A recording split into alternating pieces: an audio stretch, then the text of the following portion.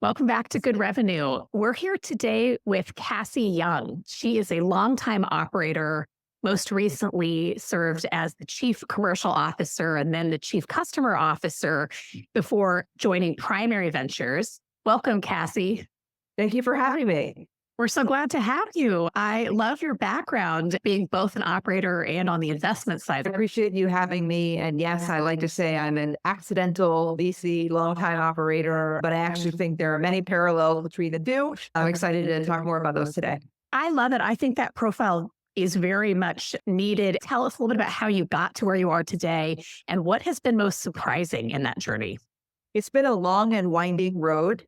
I spent most of my career as a startup operator. Before I even got into that world, graduating college, I wound up in a Wall Street analyst program. I worked in tech media and telecom at Citi, and I loved reading about the businesses that we were supporting. This was when MySpace was getting acquired. I didn't like the monotony of being a financial analyst. I left Citi in 2006 to join my first ever startup company here in New York, which was a business called theladders.com. It's still around today, but it looked quite a bit different at that time. It was a job search website focused on jobs that paid $100,000 a year or more. So probably $200,000 or more, kind of course corrected for today's environment. And it was a subscription business that was just a direct response marketing shop that really was just doing growth hacking and performance marketing before people called it that. The reason this comes full circle to Primary is going to join a startup in New York in 2006, everyone told me I had lost my right mind. When if you're going to work in a startup, at least move to the Bay Area. For the 3 years that followed joining, I thought they might be right. And so the Ladders ended up being an amazing journey, right place, right time. I joined, there were just under 40 employees. It grew to close to 400 employees during my time there, really significant revenue growth.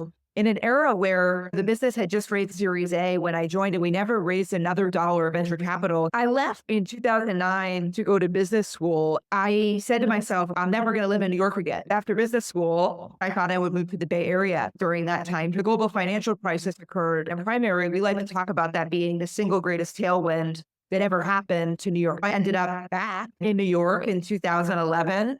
Continued my startup journey. I did a few marketplace businesses, Sailthru, acquired by Groupon, and AGLG, the expert research company. I was with a business called Sailthru, software for marketing technology. We sold email and personalization software into e-commerce, retail, and publishers. I joined there just as the business had closed its Series B, held a number of roles there, and was ultimately what we call the Chief Commercial Officer, but functionally the Chief Revenue Officer until the business sold in late 2018 to a roll-up of other marketing technology brands owned by Insight. And with that transaction, I moved into an executive role in private equity roll-ups and took the Chief Customer Officer job across a portfolio of 7 different marketing technology brands that ran the gamut from what Sailthru did, which was mid-market to enterprise software. When I left, our average contract values were probably about $200,000 down to more self-service, more classically PLG businesses, Campaign Monitor. What brought me to Primary, the road is long. Primary is 8.5 years old, but I have a 13.5-year history with the firm. When I was in business school, I was working on one of the companies I mentioned before called Sailthru. One of the co-founders of Primary was at another fund at that time. He led our Series A. He was on our board. He was an amazingly value-added board member. We kept up personally and professionally over the years. He was always in my ear about venture, but I kept saying, I'll never go to that side of the table. I'm an operator through and through. At the end of the day, people go to work with people along the way. I met his co-founder, Ben Sun, here. And after many years of dancing around it, finally took the leap in 2020. As I said before, it's a long and windy road, but I don't think I would have been equipped for the role without that journey and different types of businesses at different stages. What was your thought process about going from later stage scaling businesses into seed? Or were you excited because it was such a different challenge?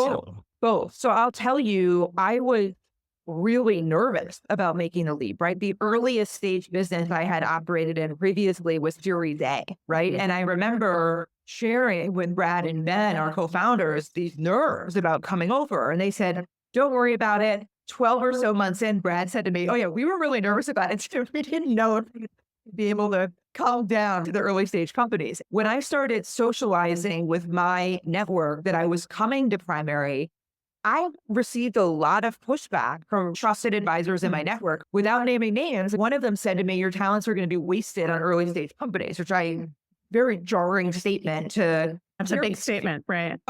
It was frightening.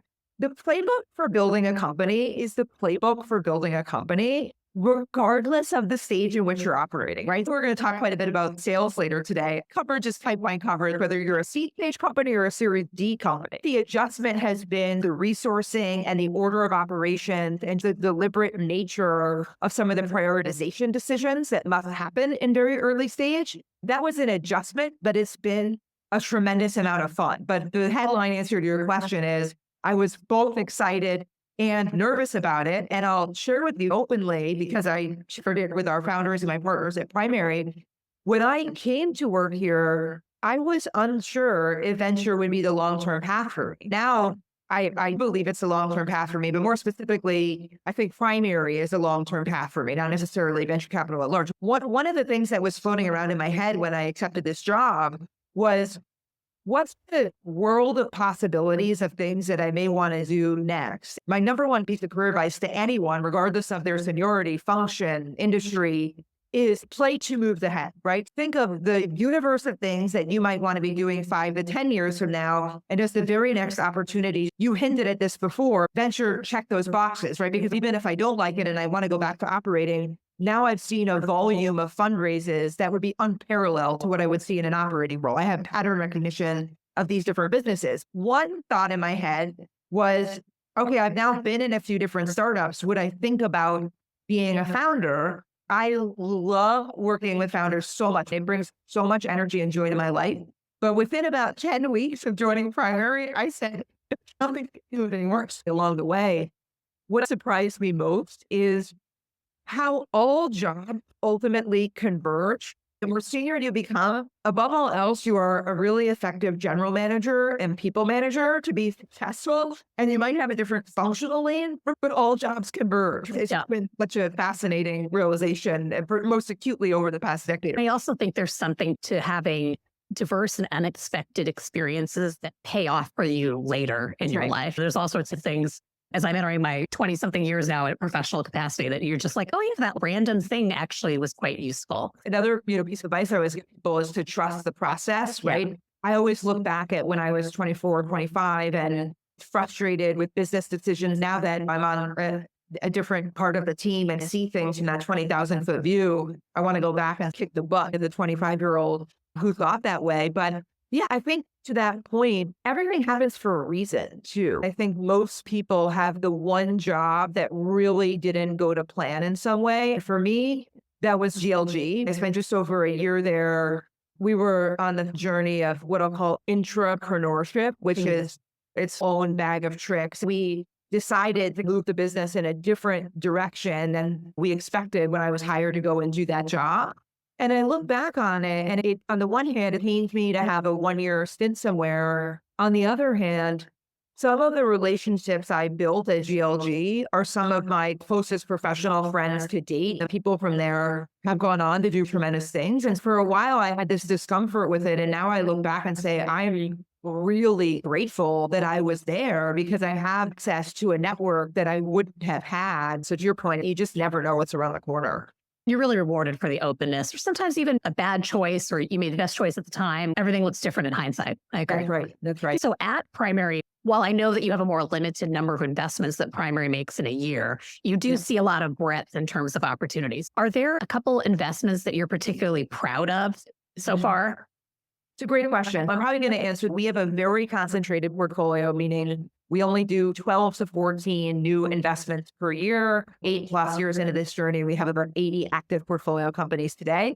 We love all of them. I'm going to answer your question in a couple different parts. So at the firm level, I would say it's really rewarding to see businesses tackling important problems. About 25% of Primary's portfolio sits in the healthcare lane, and I think that's really exciting. We have a portfolio company called Perry Health that's building a remote patient care clinic. They started with diabetes as the first condition, and they're helping people in care deserts, which is really just fantastic to see. Another business that fits that mold is a business called Marker Learning. We did the seed round in that one. Andreessen came on and led the Series A not too long thereafter. That's a business that is building a proprietary diagnostic for learning disabilities, starting with dyslexia. Most school districts are buried in a backlog of students that need evaluations, and Marker is helping them to accelerate that. That's a massive market. It's just a good business in terms of doing well for the world. My particular focus at Primary is not healthcare. So I am a down the lane B2B software investor, application layer software. There's a few things that I like to talk about there. I mentioned that we sold my last company, Sailthru, to a roll-up. I learned a lot about the world of roll-ups, and there were things that I thought went well about them, things that went less well about them. And coming up on 2 years ago, we incubated a roll-up business here at Primary called Relay Commerce. We found two amazing co-founders involved in a board capacity. It allowed me to use this learning experience. Similarly, we invested in a company called Lantern about a year ago that's building a customer data platform for B2B software businesses. And the early use cases for that data are helping customer success and sales teams to grow net revenue retention. It's huge right now. But in a past life, I had evaluated, hired, and fired every combination of Gainsight to Tango, you name it. When I met this founder, I said, there's a different way to go about it. That was exciting. The most recent deal I've done at Primary, very different, is a company called Lyric that's building enterprise AI for supply chain, right? So for decision science for supply chain. I love to talk about this business because everyone's like, supply chain. During the pandemic, we saw the crazy shock right to that business. So investing in a company that is enabling these Fortune 1000 brands to do better for all of us as the end consumers of those products is pretty exciting as well. So we've got a little bit of everything. Those are just a handful of quick highlights. I could probably spend 90 minutes just talking about, I would say, there's something about the businesses that look really boring that are actually the most exciting behind the scenes. There's so much truth to that. I love the breadth of that portfolio. And one of the things I really like about you and your energy for customers and the customer mission.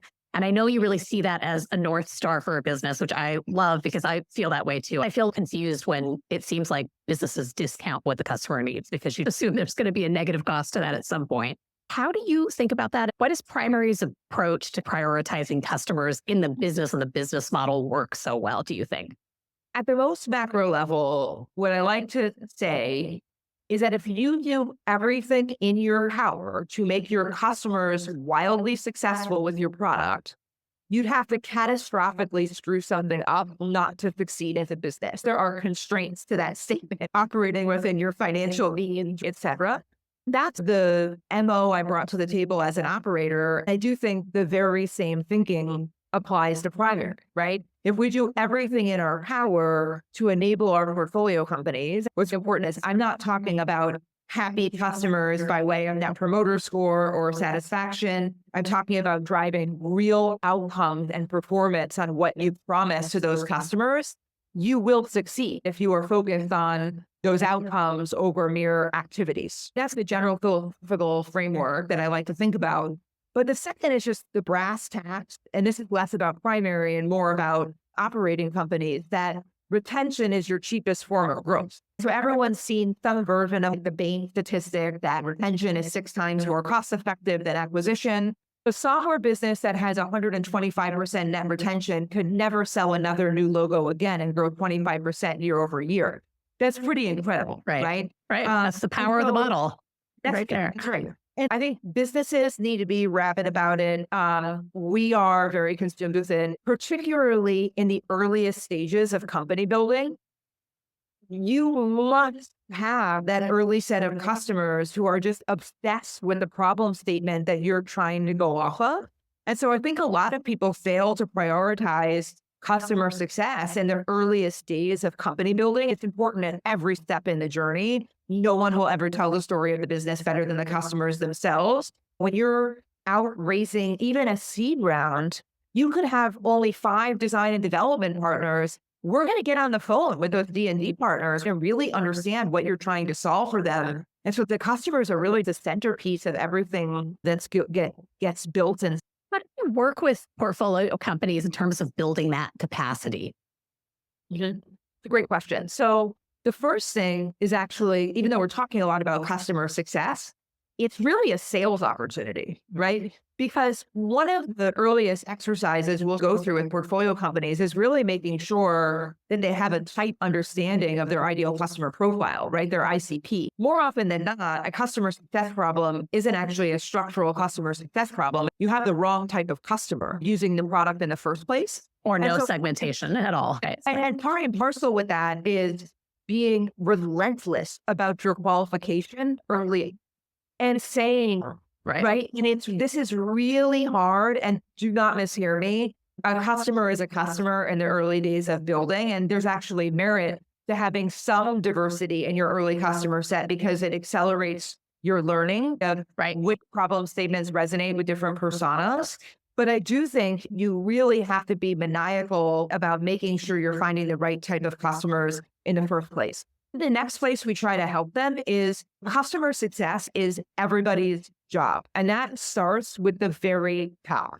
So really imploring, and hopefully we're backing founders where it is their natural DNA to be out in the field with customers all the time, right? The best CEOs and the best senior executives I've seen in every function, they are with customers every waking day, whether they are a CTO, a CPO, a CRO, a CEO, whatever it may be, to help learn the business and set a model example for the rest of the staff. Maybe just the final point I'll make in this is great founders bring the customer into the centerfold of what they do. So they'll bring them to all hands, right? They'll have them do fireside chats with the engineering and product teams around what they like. We just try to borrow from our own best practices as operators and pay that forward with the portfolio companies. The best founders that we support don't need primaries guidance with this. We can give them some tips and tricks on what to do structurally, but they have this inherent fire in the belly that always puts the customer at the center of everything that they do.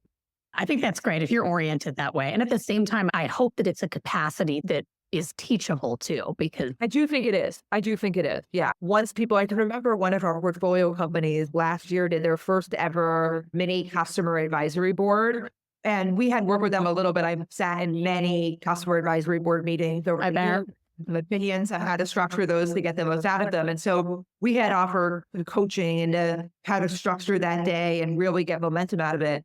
Listening to this founder give me the replay of this afternoon they hosted, he was just over the moon. And so this was someone who maybe didn't have a super rich operating background in the world of tech, had not done something like this previously. And so that's a place where we can offer some experience and they can learn. I always say there's 3 different archetypes of founders that Primary will back.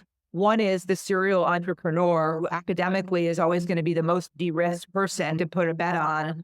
Number 2 is the first-time founder, but who's a really experienced operator, meaning they've raised money before, they've been accountable to a board, they're a real grown-up executive. And third is the first-time founder who hasn't done either of those things, which is the riskiest category, but it's also the highest beta category, meaning that some of our most notable fund-returning companies come from that bucket. So everyone always says to me, how do you the ability to de-risk that third bucket? And my answer to that is, it's that the founder is a learning machine, right? And we can pick that up during the diligence process. So customer success would be one example of that, but we're looking for that cognitive elasticity more. I love that. On the flip side of the coin, you're also in a seat in which you're seeing when things go wrong. I'm just curious to know, what are some of the common pitfalls that you're coming across in go-to-market? Yeah, it's a great question. So I love that you put a filter criteria on that of go-to-market. Some of the go-to-market challenges are actually representative of broader challenges. I philosophically agree with you on that. So number one thing I hit on previously, but I'll double click on it and tick through just a handful of others, is this concept of qualification, right?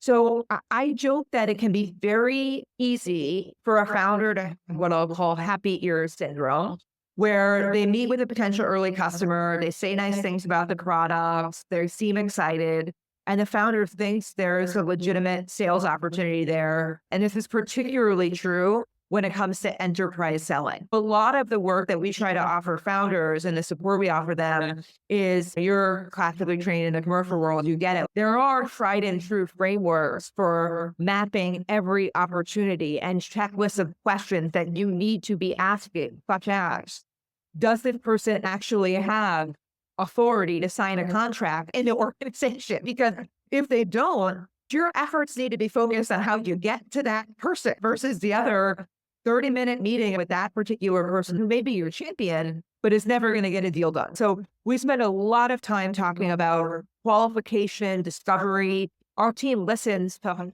hundreds of sales calls a year to help provide coaching around how to get sharper with questions and things along those lines. There's a broader sales process question around how do you really prove the ROI and business case of what you're selling. So I would say qualification, discovery, number one.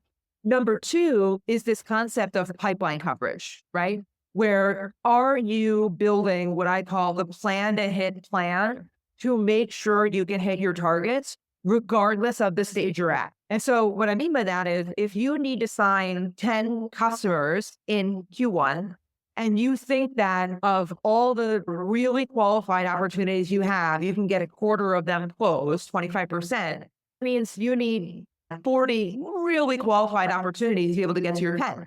If you need 40 really qualified opportunities, what's the number even above that, right? That you need to be achieving by way of conversations, et cetera. This is not a late stage sales targets problem. This is a problem for everybody, right? Pipeline's number two. The third thing I'll mention quickly is the order of operations when it comes to hiring.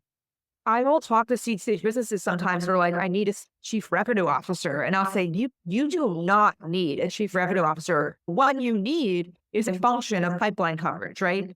If you are able to drum up so many opportunities that the founder has no capacity, he needs to hire account executives, right? Or people with closing capacity. If you can't build pipeline, you want to be hiring something like a BDR to come in and build pipeline until you're drowning. Then you're going to hire that capacity. You do not need a head of sales. Most great heads of sales will want some data to respond to before they come on. This applies more generally because you don't want senior global in a really early stage teams, right? There's other ways to go about that, right? Through advisors early on. There's a lot of hands-on keyboard work. While it's amazing to have an experienced team, like your burn is really important early on. I picked on sales since we were talking about go-to-market, but I do think there are lessons to be considered more broadly. I think pipeline coverage is something we don't talk about enough, probably across stages.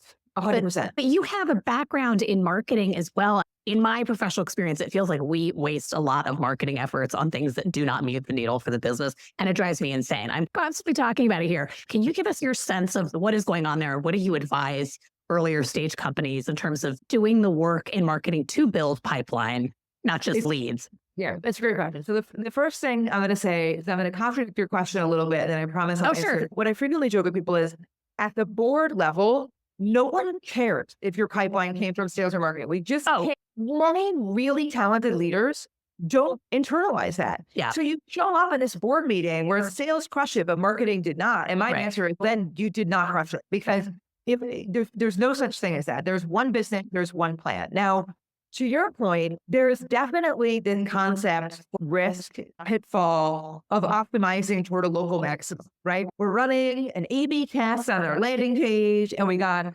conversion to move from 10 to 15%. And everyone's, oh, that's amazing because we had a 50% increase in conversion.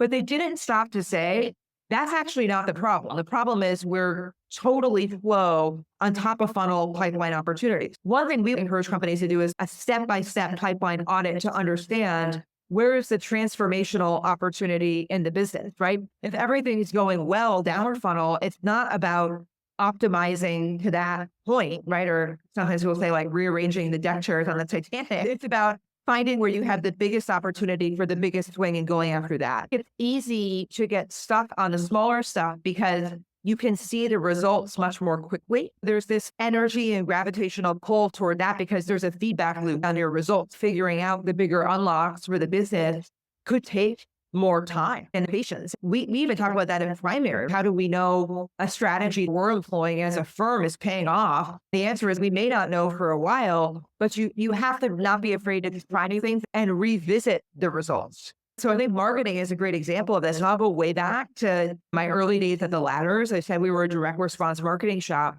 We did a lot of experimentation with direct mail. To the naked eye, that channel looked bad up front because it's expensive. The printing is expensive. The postage is expensive. We ran some experiments there that we ended up shutting down. But we had a culture of revisiting our results. It was a subscription business. So we would look at long-term likelihood to upgrade from free to paid. And we went back and visited the results of direct mail 6 to 9 months later. It was a ridiculously high-performing channel for us. And we said, okay, we have to turn that back on. But we have to balance marketing as a little hedge fund of cost-effective channels and scalable channels. It's okay to invest in stuff that may take longer to pay off, but you have to supplement it with things that can pay off more in the near term. And that's where this comes full circle, the pipeline coverage and cohort analysis of understanding what you can expect today, where you have to close the gaps. It comes back to having an integrated business plan and understanding how each of the functional lanes and each one of the campaign lanes in those functional areas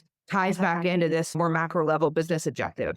Yeah, I completely agree with you. And I had to laugh because I've had similar experiences with direct mail. People think it's so unsexy, and in the right business with the right content, it can be amazing, but it doesn't work just by itself. It needs to be part of wider activities. But you're alluding to something very salient, and that is the challenge of alignment between marketing and sales. But I also think customer success often feels like those teams, maybe even product, are really siloed into their own KPIs and metrics and less attuned to the overall business. And I'm curious, because you've previously served as the revenue or the commercial officer. Do you think one of the potential solutions to that challenge is having a more centralized executive reporting line? Or what else do you think companies could do to fix that misalignment problem? I think that's a great question. So there's a couple of things that come to mind. One, certainly having more centralized executives is a stopgap solution, but I actually think there are more structural solutions to going about that as well.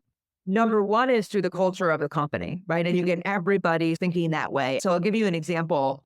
When I was running the sales and customer success teams at Sailthru, we had a monthly commercial all hands for our sales organization. And in each one of the monthly meetings, I would invite an individual contributing customer success manager to come in and tell us a story for 10 minutes about a customer and how they were using the product. And that anecdote was so much more powerful than a product marketing artifact or a case study. It was really the context of exactly what we had done. And that really empowered the sales team to understand. Similarly, we would share data back with the sales team on what we were learning. I remember this specific story where we had net retention rates by ACV band of our customers. And it turned out that customers, we just weren't a great solution for smaller brands. The product was harder to use. The price point was typically a proxy for the size of the customer and the resources they had available.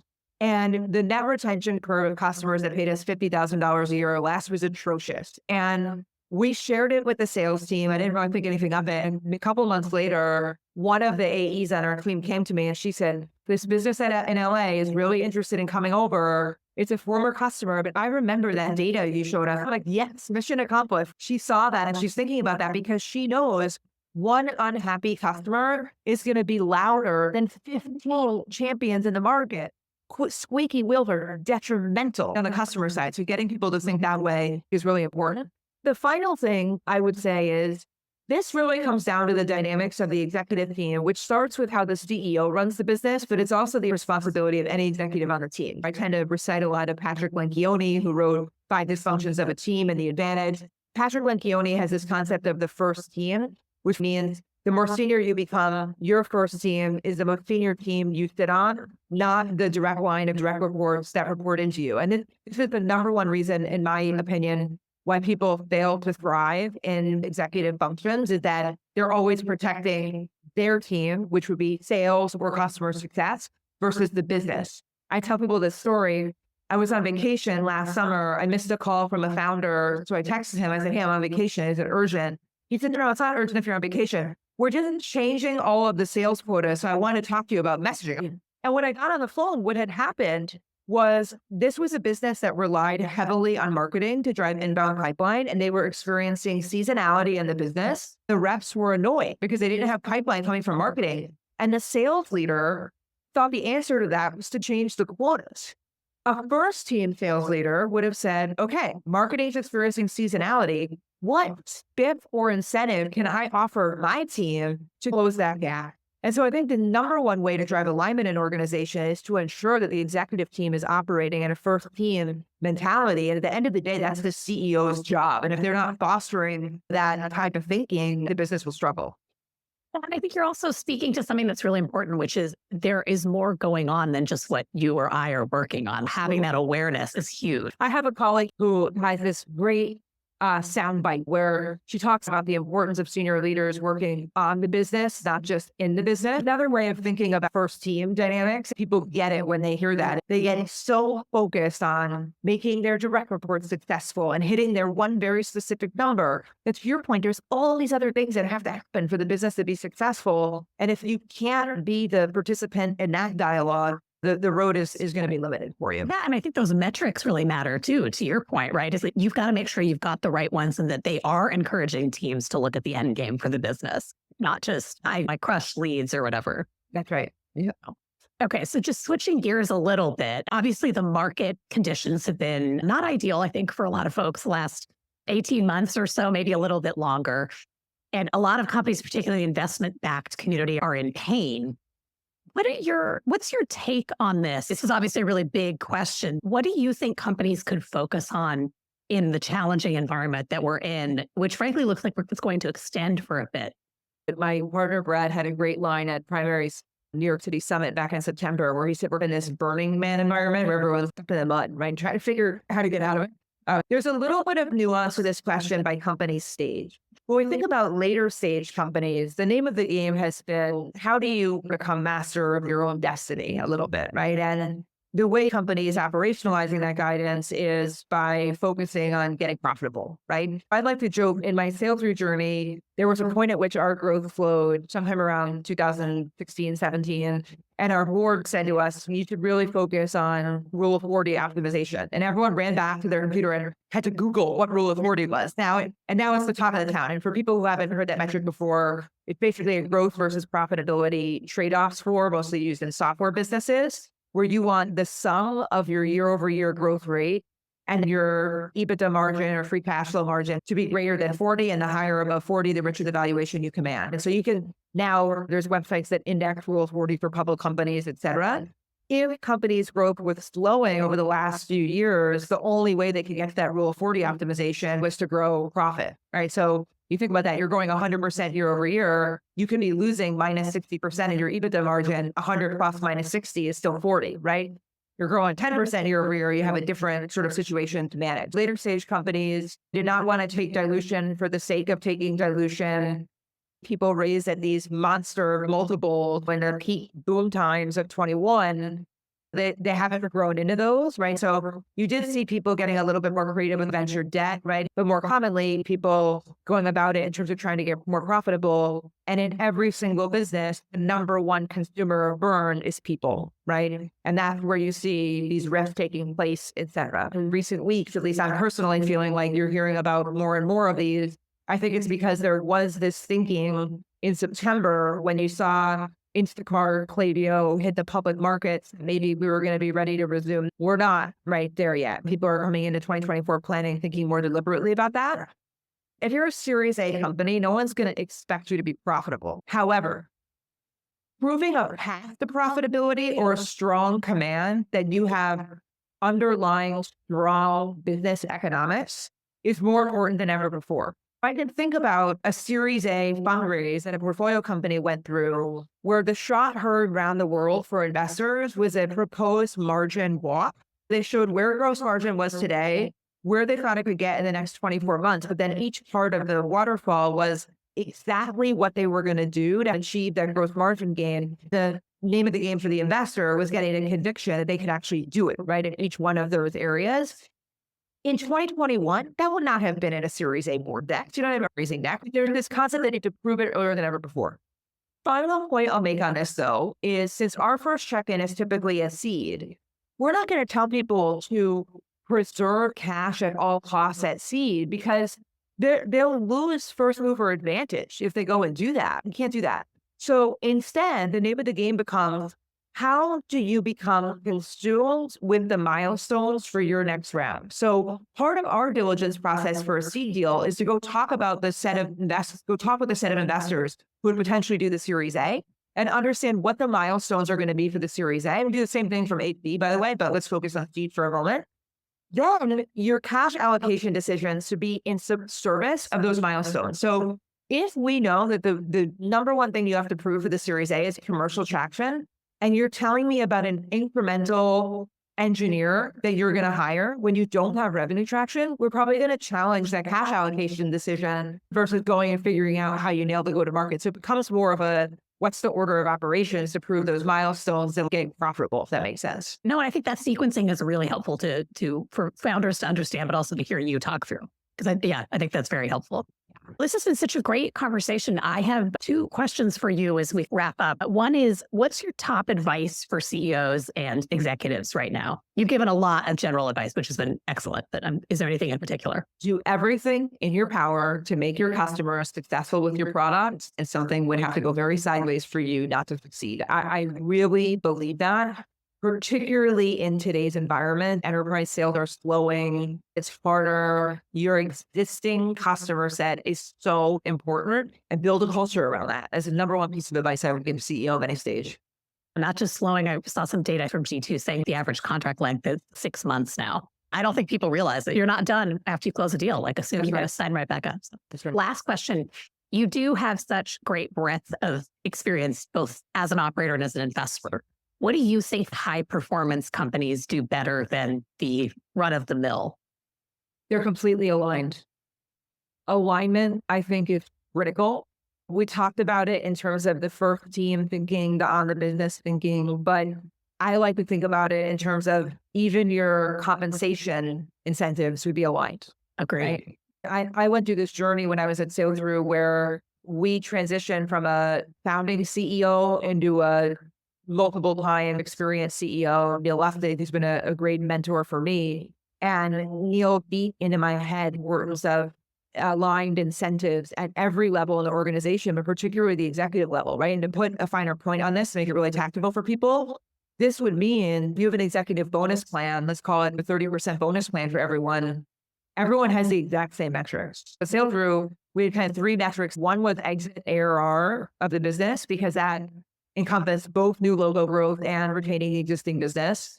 Number 2 was a net promoter score target. And number 3 was a cash-oriented target for a while, and then it became an EBITDA-oriented target as we started to get more focused on Rule of 40. You will see behavioral change in an organization when your head of product had their executive bonus tied to things like net promoter score, new logos, or existing business things. Great organizations have supreme alignment and enjoys performance. I love that. I could not agree more. And that's a very helpful example, I think, for our listeners. Thank you so much, Cassie. This has been great, as I knew it would be. Talk about this stuff all day long. Love to have you. Thank you so much for joining us. And appreciate everyone tuning in, and wishing everyone happy holidays. Thank you. Thanks for joining us here at Good Revenue. If you liked what you heard, please leave us a review, follow the show, or share it with a friend. We're a news show, so it really helps other listeners find us. If you have feedback, comments, or suggestions for episodes or guests, please reach out to us. You can find our information in the show notes.